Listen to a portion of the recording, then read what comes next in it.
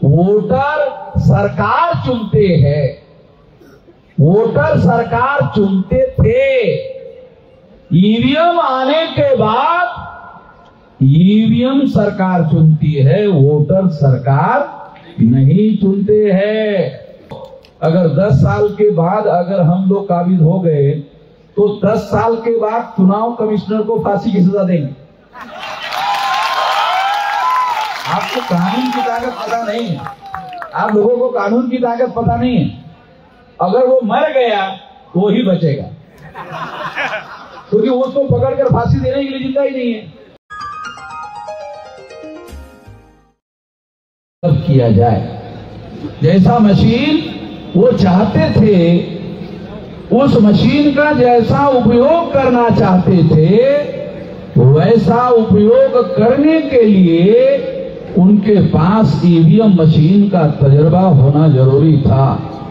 इसलिए 84 से लेकर उन्होंने 2004 तक ये प्रयोग किया और 2004 को फिर सारे देश भर में ईवीएम लागू किया। क्योंकि हमारे लोगों को बहुत सारी बातों की जानकारी नहीं होती है। इसके सारे सबूत इकट्ठा किए गए डॉक्टर सुब्रमण्यम स्वामी के द्वारा, और ये सारे सबूत इकट्ठा करने के बाद ये सुप्रीम कोर्ट को दिए गए। सुप्रीम कोर्ट को ये सारे सबूत दिए गए। लाल कृष्ण आडवाणी को कांग्रेस ने ये प्रस्ताव दिया था। क्या प्रस्ताव दिया था?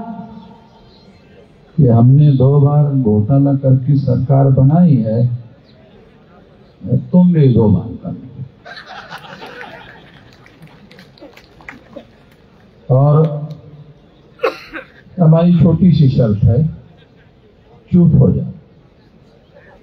आडवाणी की विचारधारा से हम सहमत नहीं है, मगर ईमानदारी इंडिविजुअल कैरेक्टर होता है। जो ईमान होता है ना, ईमान ये इंडिविजुअल कैरेक्टर होता है। तो आडवाणी जो है वो ईमानदार आदमी है। वो जो कचरे के ढेर में पड़ा हुआ है ना अभी, वो उसकी ईमानदारी की वजह से पड़ा हुआ है। आडवाणी जो है वो ईमानदार आदमी था, और उसके ईमानदार होने की एक वजह ये थी कि वो ब्राह्मण नहीं था। ये भी एक बड़ी वजह है। हाँ, लाल कृष्ण आडवाणी जो है ये ब्राह्मण नहीं है। तो ये ईमानदार आदमी था, तो उसने इस बात को नहीं माना और ये मामला सुप्रीम कोर्ट लेके गए। अगर आडवाणी नहीं चाहते तो ये मामला सुप्रीम कोर्ट में नहीं जाता, सुप्रीम कोर्ट में लेके गए। और सुप्रीम कोर्ट में लेकर जाने के बाद 8 अक्टूबर 2013 को सुप्रीम कोर्ट ने फैसला दिया। फैसला है, जजमेंट है, कि काल्पनिक बातें नहीं बोल रहा हूं। ये सुप्रीम कोर्ट ने ये जजमेंट दिया। ये क्या जजमेंट है? कि ईवीएम मशीन के द्वारा फ्री, फेयर एंड ट्रांसपेरेंट चुनाव नहीं हो सकता। ये सुप्रीम कोर्ट कह रहा है, ये कोई पार्टी नहीं कह रही। नहीं तो बीजेपी वाले कहे थे अरे वो चुनाव हार गया इसलिए ऐसा कहना। तो सुप्रीम कोर्ट पार्टी थोड़ी है। सुप्रीम कोर्ट ने तमाम लोगों की बातों को सुना, सरकार का भी सुना, चुनाव आयोग का भी सुना, विरोधी पार्टी का भी सुना। सबका सुनने के बाद निर्णय दिया कि ईवीएम मशीन के द्वारा फ्री, फेयर एंड ट्रांसपेरेंट चुनाव नहीं हो सकता। ये सुप्रीम कोर्ट ने निर्णय दिया, और ये सुप्रीम कोर्ट ने निर्णय देने के बाद में ये जजमेंट में सुप्रीम कोर्ट ने और एक कहा कि चूंकि केवल ईवीएम मशीन के द्वारा फ्री, फेयर एंड ट्रांसपेरेंट चुनाव नहीं हो सकता। फ्री का मतलब मुक्त चुनाव नहीं हो सकता, फेयर का मतलब निष्पक्ष चुनाव नहीं हो सकता, ट्रांसपेरेंट का मतलब पारदर्शी चुनाव नहीं हो सकता, क्योंकि पहले जो ईवीएम मशीन थी उसमें वोटर वोट डालने के बाद उसका वोट किसके नाम पर जमा हुआ आंखों से दिखता नहीं था, आंखों से दिखता नहीं था। तो ये मशीन पारदर्शी भी नहीं थी। तो इस तरह से सुप्रीम कोर्ट ने अपने जजमेंट में लिखा हुआ है। और फिर जजमेंट में दूसरी बात लिखी कि फ्री फेयर एंड ट्रांसपेरेंट चुनाव के लिए पेपर ट्रेल मशीन लगाना होगा। तो पेपर ट्रेल मशीन लगाई गई। तो पेपर ट्रेल मशीन लगाने से क्या हुआ? पेपर ट्रेल मशीन लगाने से केवल ये दिखाई देता था कि आपने जिस पर बटन दबाया उसी पर स्टैंप लगा, आंखों से केवल दिखाई देता था, केवल आंखों से दिखाई देता था। और दिखाई देने के बाद कागज का टुकड़ा कटकर बैलेट बॉक्स में गिरता था, मगर गिनती जिस ईवीएम में घोटाला होता है उसी ईवीएम की गिनती होती थी। यानी घोटाला सुप्रीम कोर्ट का निर्णय लगने के बाद भी बदस्तूर जारी रहा। क्यों? क्योंकि कागज का टुकड़ा गिरकर जो बैलेट बॉक्स में गिरता था उस कागज के टुकड़े की गिनती नहीं होती थी। ईवीएम मशीन जो टेक्नोलॉजी है, टेक्नोलॉजी क्या कर सकती है कि यान चांद पर गया, चांद पर जाने के बाद पता चला बॉम्बे के इंजीनियरों को कि कुछ यान में गड़बड़ी हो गई। तो बॉम्बे के इंजीनियरों ने कहा चलो दुरुस्त कर लेते। यानी यान उधर है, चांद पर है, और इधर बैठे बैठे ही दुरुस्त करते थे इसरो में। यहां पर ईवीएम है और यहां पर वो आदमी है, वो यहां नहीं कर सकता, चांद पर कर सकता है। चांद पर सुधार कर सकता है, इसका मतलब रिमोट कंट्रोल टेक्निक है। टेक्नोलॉजी थोड़ी बहुत जानने वाले जो लोग हैं उनको मतलब रिमोट कंट्रोल टेक्निक है। रिमोट से उसको चलाते थे और अपने हिसाब से उसका उपयोग करते थे। तो यहां के यहां क्यों नहीं किया जा सकता? तो ईवीएम मशीन में पेपर ट्रेल मशीन लगाया गया, मगर पेपर ट्रेल का जो कागज का टुकड़ा है उसमें तो स्टैंप लगा हुआ है, उसकी तो गिनती नहीं होती थी। गिनती जिस ईवीएम में घोटाला होता था उसी की गिनती होती थी। तो ये अभी भी जारी है, ये अभी भी जारी है। भ्रम क्या हुआ? अरे पेपर ट्रेल तो लग गए ना, आप बोल रहे थे, लगा दिया। जैसे बहुत सारी महिलाएं कार्यक्रम में जाने के पहले झुमका लगा देती है और घर में जाने के बाद वापस फिर उतार कर रख देती है।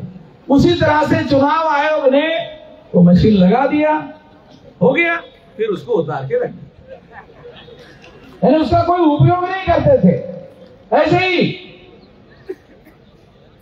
एग्जाम्पल के लिए दे रहा हूं, महिलाएं अपने मन में किंतु परंतु ना रखें। मैं एग्जाम्पल आप लोगों को समझने के लिए बता रहा हूं, एग्जाम्पल देने के लिए बता रहा हूं ताकि बात हमारे लोगों के समझ में आ जाए।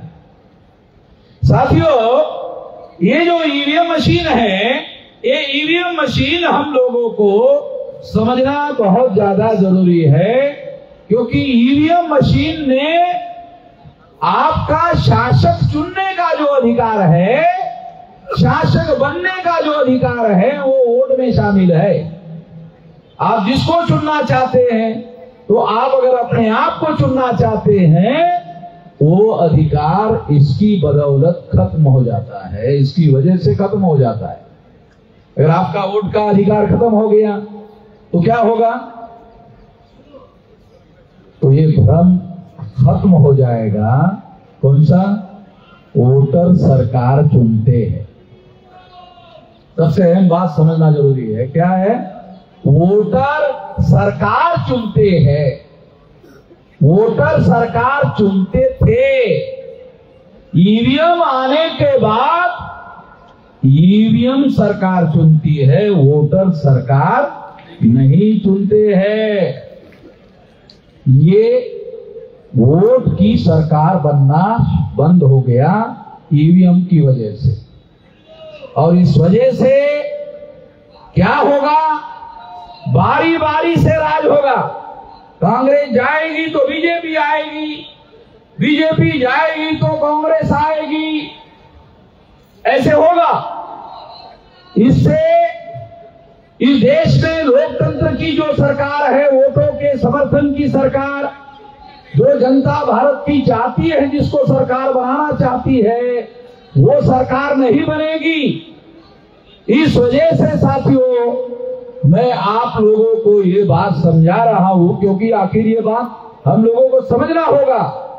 चुनाव आयोग के लिए हम लोगों ने एक लंबा पर्चा निकाला, सारे बहुत तमाम सवाल है। चुनाव आयोग ने किसी सवाल का कोई जवाब नहीं दिया। चुनाव आयोग कौन है भाई? भारत के संविधान निर्माताओं ने चुनाव आयोग को अधिकार दिया। किस काम के लिए अधिकार दिया? फ्री, फेयर और ट्रांसपेरेंट चुनाव संपन्न कराने के लिए अधिकार दिए। मालिक ने बनाया वोटर लोगों का, उन्होंने संविधान निर्माताओं ने अधिकार दिया चुनाव आयोग को। आपको काम कितना है? फ्री, फेयर एंड ट्रांसपेरेंट चुनाव करवाना चाहिए। चुनाव कमीशन अपने ही लेवल पर निर्णय कर रहा है। सारे देश के लोग जब ईवीएम नहीं चाहते हैं, सारे देश के लोग जब ईवीएम नहीं चाहते हैं, लोग नहीं चाहते हैं, तो आप जबरदस्ती क्यों कर रहे हो भाई? आपके पास तो ऐसा पावर नहीं है। और अभी सुप्रीम कोर्ट के लॉयर ने कहा कि ऐसा कोई कानून में तब्दीली करने की भी जरूरत नहीं है। वो चुनाव आयोग चाहे तो वोटों से चुनाव करवा सकता है, चुनाव आयोग चाहे तो ईवीएम से वोटों कर सकता है। आज के तारीख में भी चुनाव आयोग कई जगह ईवीएम से चुनाव करवा रहा है, और आज के ही तारीख में वोटर से भी चुनाव करवा रहा है। कई जगह एक ही साथ कई जगह ऐसे करा रहा है। तो इसका मतलब है वोट डालने के आधार पर चुनाव करने का काम बंद नहीं हुआ है। ये कानून खत्म नहीं हुआ है, ये कानून अभी भी बरकरार है। चुनाव आयोग जबरदस्ती क्यों करना चाहता है कि ईवीएम मशीन से ही वोट हो? चुनाव आयोग शासक वर्ग का टूल हो गया है। देश में जो शासक वर्ग है, जैसे 14 अगस्त 47 तक ब्राह्मण भारत का शासक वर्ग था, नहीं, 14 अगस्त 47 तक अंग्रेज भारत का शासक वर्ग था। रात के 12:01 हो गया तो भारत का शासक वर्ग ब्राह्मण हो गया। भारत का शासक वर्ग ब्राह्मण हो गया, और जो भारत का शासक वर्ग, जो जिनकी संख्या 3.5% है, सारे देश भर के लोगों को हर 18 साल के व्यक्ति को वोट का अधिकार बहाल हुआ। उसके द्वारा चुनकर आने वाली सरकार के द्वारा ब्राह्मण भारत का शासक वर्ग बना नहीं रह सकता। अगर फ्री, फेयर एंड ट्रांसपेरेंट चुनाव हो जाए, अगर हमारे लोग अगर इतने ही समझदार होते कि केवल चुनने का काम करना है, मगर काशीराम जी ने ये सिद्ध कर दिया कि नहीं, बन भी सकते हैं, हम शासक वर्ग बन भी सकते हैं। ऐसा हमारे लोगों का जो सोच है, नहीं बन सकते हैं। उन्होंने मुख्यमंत्री बनवाकर दिखाया और शासन चलाकर दिखाया, और 4 बार मुख्यमंत्री बनवाकर दिखाया और चलाकर दिखाया। जो लोग ऐसा सोचते थे कि हम नहीं बन सकते, बन गए और सरकार चलाकर भी दिखाई। इसका मतलब ये है कि हम शासक बन सकते हैं और चला भी सकते हैं। ये आत्मविश्वास हमारे लोगों के अंदर पैदा हो गया। बानसेव के द्वारा सारे देश भर में हम लोगों ने ऐसा जागरण, महाजागरण सारे देश भर में चलाया हुआ है और लोग इस काम के लिए अब तैयार हो रहे हैं। तो सबसे पहले तो आप लोगों को सबसे अहम बात क्या करना है, यहां जो मैं मैसेज आपको देना चाहता हूं कि आखिर करना क्या है, ये बहुत इंपॉर्टेंट बात है। साथियों, आने वाले समय में अभी जो भी चल रहा है, हमने 2030 तक का 7 साल 8 साल का समय निर्धारित किया। ये 8 साल में आपको करना क्या है, तो 8 साल में आपको 6 लाख गांव का संगठन बनाना है। अगर आप 6 लाख गांवों में जाते हो, जैसे दिल्ली में आए 2000 किलोमीटर से आए, 1500 किलोमीटर से आए, अपने जिले में 200 किलोमीटर जाओ, अपने गांव में जाओ और अपने गांव में कमेटियां बनाओ। चुनाव आयोग चुनाव संपन्न कराने के लिए बूथ लेवल की कमेटियां बनाती है, बूथ लेवल का संगठन तैयार करती है टेम्पररी चुनाव के लिए। वहां 1000 वोटर होते हैं एक बूथ में, तो हमको बूथ लेवल का संगठन खड़ा करना है। तो ऐसा संगठन अगर आप खड़ा करते हो तो 15 लाख बूथ है, तो 15 लाख यूनिट बनाने होंगे। अगर आपने 15 लाख यूनिट बना लिया सारे देश भर में, ये जो लोग हैं ना, चुनाव आयोग चलाने वाले लोग हो या देश चलाने वाले लोग हैं, जो अगर हमारी बात नहीं मानते हैं, अगर नहीं मानते हैं तो हमारे पास उपाय नहीं है, ऐसा नहीं है, उपाय है। 15 लाख जगह पर अगर आप अपनी कमेटियां बनाते हो, ये तो आपके नियंत्रण में है। चुनाव आयोग ईवीएम चालू रखना चाहता है या बंद करना चाहता है, ये तो चुनाव आयोग के नियंत्रण में है। मगर गांव-गांव में कमेटियां बनाने का नियंत्रण वो तो हमारे नियंत्रण में है। जो हमारे नियंत्रण में है वो तो काम हमको करना चाहिए।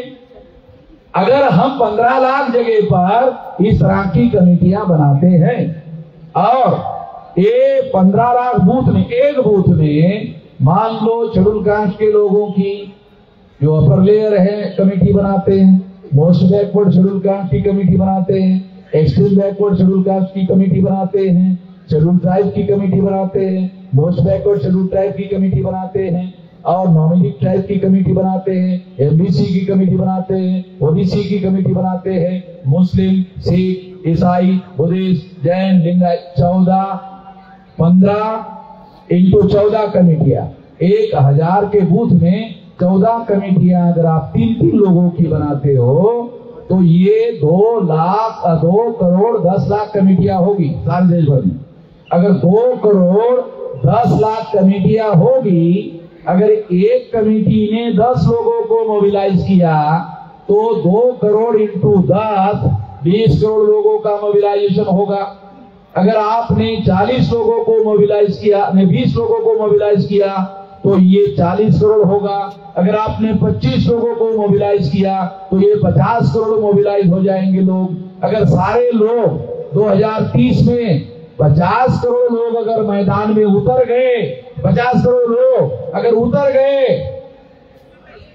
तो फिर कोई चाकू, छुरी, बंदूक, गोली, बम गोला, बम कुछ जरूरत नहीं। तो हमारे लोग बोलते ना तलवार उठाएंगे, वो करेंगे, कुछ करने की जरूरत नहीं। मैं इसके समर्थन में नहीं हूं। हमारे लोग ही इतने हैं, अरे अगर सड़क पर उतर गए, अगर उन्होंने पेशाब कर दिया तो महाफ्लड आएगा। और ये जो 3.5% लोग हैं वो फ्लड में बह जाएंगे। तो हमारे लोगों को हमारे जनशक्ति की ताकत का पता नहीं है। ये हमारे लोगों की इतनी जनशक्ति है, उसको जगाने का काम करो। बम गोले, हथियार, चाकू, छुरी, बंदूक, गोली, इसका कोई मतलब नहीं है, क्योंकि वो शासक उनके पास है, पुलिस फोर्स उनके पास है, मिलिट्री उनके पास है, पैरामिलिट्री उनके पास है। तो आपको 15 दिन में अरेस्ट कर लेंगे, अंदर डाल देंगे, मामला खत्म। ये कोई उपाय नहीं है। 9 अगस्त 1942 को गांधी ने क्विट इंडिया मूवमेंट शुरू किया। गांधी ने क्विट इंडिया मूवमेंट शुरू किया था। उसके बाद अंग्रेजों ने भारत छोड़कर जाने का फैसला किया। हिस्टोरिकल बातें, पुरानी कहानी, 1000 साल पुरानी नहीं बोल रहा हूं। अरे 9 अगस्त 42 की क्विट इंडिया मूवमेंट की, एक गांधी ने ऐसा किया था। अगर हम लोग इतना बड़ा आंदोलन खड़ा करते हैं, क्योंकि हमको हमारे नियंत्रण में काम है, जो काम हमारे नियंत्रण में है वो करो। जो चुनाव आयोग के नियंत्रण में है, चुनाव आयोग करता है, नहीं करता है, कहां जाएगा? भाग जाएगा क्या? देखो, अगर 10 साल के बाद अगर हम लोग काबिज हो गए तो 10 साल के बाद चुनाव कमिश्नर को फांसी की सजा देंगे। आपको कानून की ताकत पता नहीं है, आप लोगों को कानून की ताकत पता नहीं है।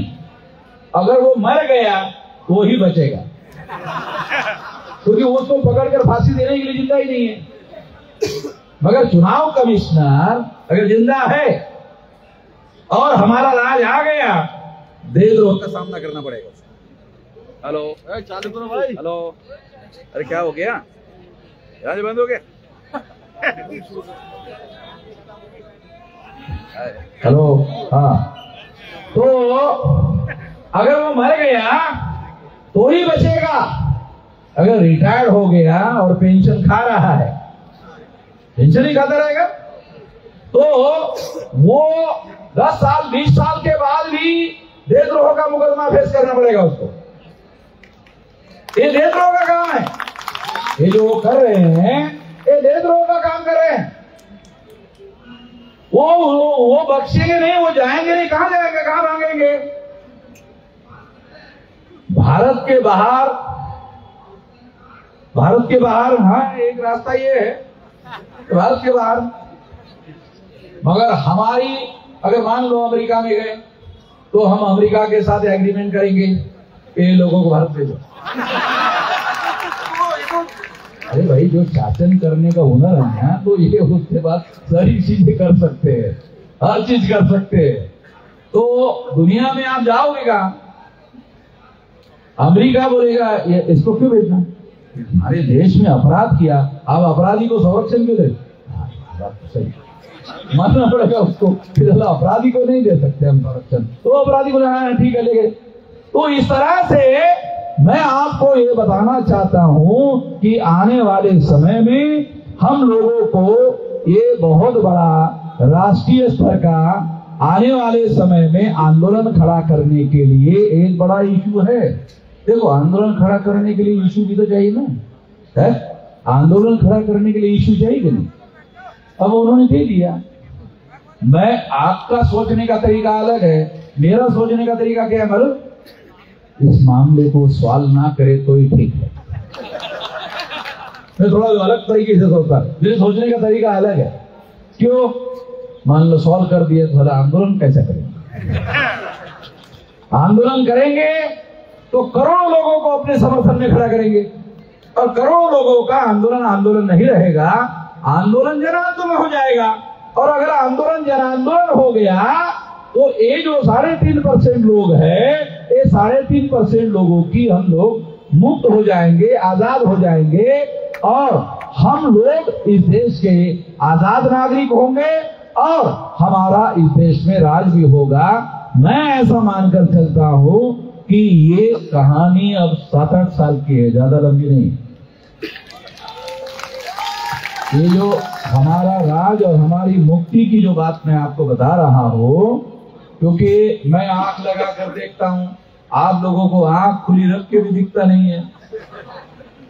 क्यों? क्योंकि मैं तो दूरदृष्टि से देखता हूं और डेली सारे देश को और सारे समाज को और लोगों को जगाने के काम में लगा हुआ हूं। तो मैं उस हिसाब से सोचता हूं, मैं उस हिसाब से सोचकर काम करता हूं। Hello hello hello hello hello hello hello hello, दूसरा है क्या? हेलो हेलो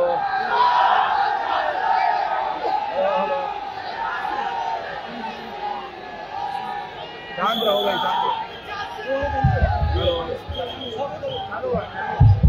हेलो साथियों, शांत हो जाओ, शांत हो जाओ। लास्ट में कुछ बातें कहकर अपनी बातें मैं समाप्त करना चाहता हूँ। ज्यादा कुछ कहना नहीं है मुझे, केवल कुछ बातें आप लोगों को कहना चाहता हूँ और कुछ कहकर अपनी बात समाप्त करना चाहता हूँ। देखो, सुनो, हाँ, सुनो सुनो सुनो सुनो सुनो कुछ। हाँ, वो अभी 20 साल की लड़की है, बोलते कि 8 साल नहीं देखना चाहते, और मैं 67 साल का हूँ तो भी देखना चाहता हूँ।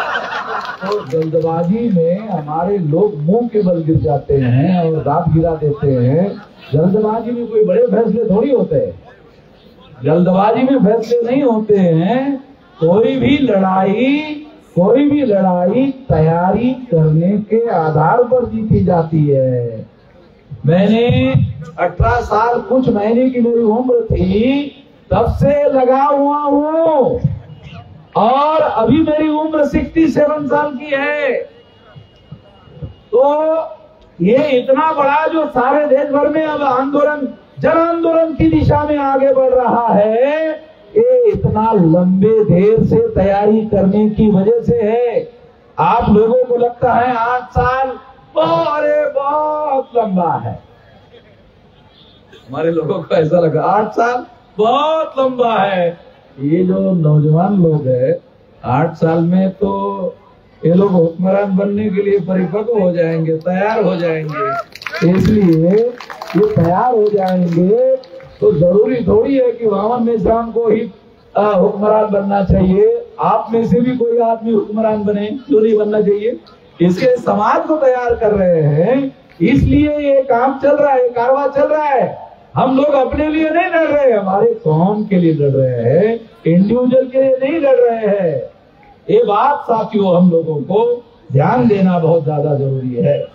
साथियों देखो, एक बात और मैं आपको बताना चाहता हूं, वो ये है कि आज से 2010 में जब ये मामला मैंने खड़ा किया था, तब कोई जानता नहीं था, बल्कि मेरे ही कार्यकर्ता मुझे ये कहते थे, खान का ये तो आदमी को यार अकलमंद मानते थे, वामन मेश्राम को तो सेंसिबल आदमी मानते थे, ये क्या गलत बात, गलत मुद्दा लेके गए।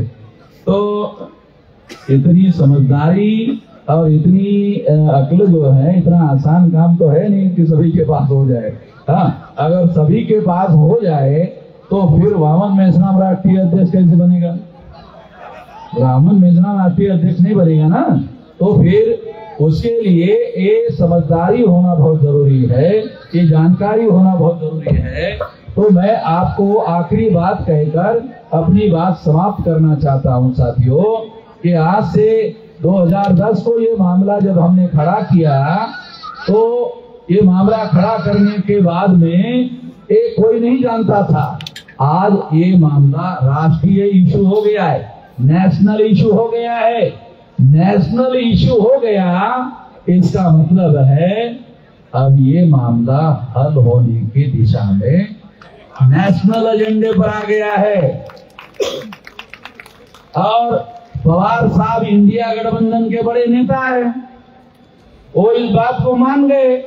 इसका मतलब इंडिया गठबंधन में भी मामला अंदर पहुंच गया है। और इसलिए मैं एक बात, आखिरी बात कहकर आपको कुछ आंकड़े हैं बहुत चौंकाने वाले, आपको बताना चाहता हूं। क्या आप में से कितने लोगों को यह पता है? अरे भाई, आप मट्टी के ठेले हो जो पानी से भरभरा जाओगे?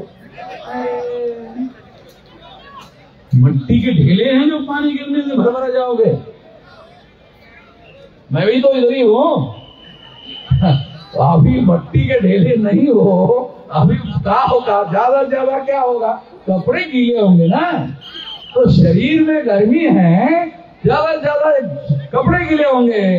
तो आखिरी बात आपको बताना चाहता हूं, देखो 19 के चुनाव में मोदी को वोट परसेंटेज पड़ा 37.7%।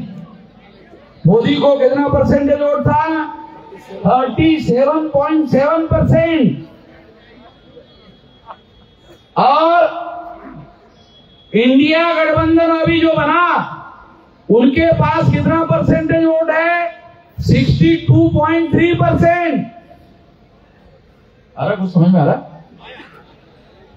तो मोदी को ऐसा लगता है कि वह चुनाव नहीं जीत सकता। मोदी को ऐसा लगता है, क्योंकि लड़ाई कैसे 37.7% वर्सेस 62.3%। तो इतने वोट थे, तो पिछली बार मोदी चुनाव क्यों जीत गया और ये लोग क्यों हार गए? क्योंकि इंडिया गठबंधन वाले लोग यूनाइटेड चुनाव नहीं लड़ रहे थे। अभी वो इंडिया गठबंधन के लोग इकट्ठा होकर चुनाव लड़ रहे हैं, तो उनके पास 62.3% वोट है। तो मोदी के चुनाव जीतने की दूर दूर तक संभावना नहीं है। मोदी को ये बात समझ में आती है, मीडिया वाले ये आंकड़े बता नहीं रहे हैं, चुनाव आयोग के साइट पर जाने के आधार पर बता रहा हूं आप लोगों को। ये हमारे पास डाटा है, ये डाटा मैं आपको समझा रहा हूं कि मोदी के चुनाव जीतने की संभावना नहीं है और इंडिया गठबंधन के पास 62.3% वोट है, मोदी के पास 37.7% वोट। और 10 साल का सरकार चलाने के बाद कुछ लोग उसके समर्थक विरोध में भी हो गए, कुछ विरोध में भी हो गए हैं, इसलिए राम मंदिर बनाने की बातें करने लग गए। सरकार का काम तो नहीं मंदिर बनाना, मगर मंदिर बनाने की बात जो मोदी कर रहा है, तो उसका कारण ये है कि उसको लगता है कि मैं चुनाव शायद नहीं जीत सकता, इसलिए मंदिर बनाने के झंझट में पड़ा हुआ है। तो इस वजह से ये आखिरी बात मैं आपको समझा रहा हूं, आने वाले समय में ये जो चुनाव है इंडिया गठबंधन वर्सेस इंडिया गठबंधन, तो इसमें बदलाव हो सकता है। इस बदलाव को रोकने का काम ईवीएम के द्वारा हो सकता है। इस बदलाव को रोकने का काम ईवीएम के द्वारा हो सकता है। अगर चुनाव आयोग और शासक वर्ग ने ऐसा करने का काम किया, तो मैं शासक वर्ग को चेतावनी देता हूं, हिंसा होगी। अभी कुछ लोग कह रहे हैं ईवीएम, विश्राम जी ईवीएम फोड़ने का आदेश दे दो, मैं इससे सहमत नहीं हूं। ईवीएम फोड़ने के लिए मैं अभी आपको कोई आदेश देने के पक्ष में नहीं हूं। चुनाव आयोग को विचार करने के लिए 10 दिन का और समय देता हूं। 10 दिन के बाद फोड़ने का वीडियो बनाऊंगा। 10 दिन के बाद, 10 दिन तक चुनाव आयोग के अधिकारियों को सोचने के लिए समय दे रहा हूं। कुछ लोगों ने मुझे कहा, किसी सारी बातें आपको समझ में आ जाए, अरे इतनी जल्दी आप वोट देने का मामला, बैलेट पेपर का मामला करोगे तो इतनी जल्दी बैलेट कैसे छपेंगे? तो उनको, हमारे लोगों को जानकारी तो होती नहीं। अरे कैंडिडेट का आखिरी नाम डिक्लेयर होने के बाद छपाई का ऑर्डर होता है भाई। गधे लोग है हमारे लोग, जो है गधे लोग, अरे उनको समझ ही है नहीं ज्यादा। आखिरी कैंडिडेट का नाम जब डिक्लेयर होता है, उसके बाद छपाई का ऑर्डर होता है बैलेट पेपर में। ईवीएम मशीन में तो 6 महीने पहले बनाना पड़ता है। बैलेट पेपर में जो कैंडिडेट, कौन आदमी चुनाव लड़ने वाला है, कोई पता तो है नहीं चुनाव आयोग को। और हर चुनाव क्षेत्र में अलग अलग बैलेट पेपर छपते हैं, क्योंकि हर चुनाव क्षेत्र में अलग अलग कैंडिडेट होते हैं और कहीं कहीं जो है 50 होते हैं, 60 हो जाते हैं, उसी हिसाब से छपते हैं। तो आप लोगों को ये समझना होगा कि बैलेट पेपर पर चुनाव करने के लिए आसान काम है, ज्यादा काम मुश्किल काम नहीं है। ये काम होना चाहिए। फ्री फेयर एंड ट्रांसपेरेंट चुनाव के लिए मैं यहाँ चुनाव आयोग को मांग करता हूँ कि बैलेट पेपर पर चुनाव करो और 10 दिन का समय मैं आपको देता हूं। अगर आप 10 दिन में इसको निर्णय नहीं करते हो तो फिर मैं खुद अपना वीडियो बनाऊंगा कि ईवीएम मशीन फोड़ने के लिए 15 लाख बूथ पर, वैसे तो अभी बूथ बनाना शुरू कर दो। ये जो मशीन फोड़ने के लिए 50% काम तो कर ही दो, बूथ बनाना शुरू कर दो। अगर बूथ बनाने से चुनाव आयोग मान गया, अगर चुनाव आयोग मान गया, बूथ बनाने से मान गया, तो ये बूथ का उपयोग शासक वर्ग बनाने में करेंगे। अकल से काम लेना पड़ेगा। अगर मान लो बूथ वाइज संगठन बन गया तो इसका उपयोग शासक वर्ग बनाने के लिए करेंगे, और नहीं तो फोड़ने तोड़ने के लिए करेंगे। तो इसलिए आने वाले समय में मैं ये आखिरी बात कहना चाहता हूं, आप शांति से सुनो, और ऐसा कहकर मैं अपनी बात समाप्त करना चाहता हूं। आप यहाँ बहुत भारी संख्या में 32 राज्यों से लोग आए हुए हैं और सारे देश भर से आए हुए लोग हैं। ये आपको लड़ाई जीतना है तो 6 लाख गांव में और बूथ लेवल का 15 लाख लोगों का संगठन आप खड़ा कर दो। जो चाहते वो हो जाए। 15 लाख बूथ का अगर आपने संगठन बना लिया तो आप इस देश में जो चाहते हो जाएगा।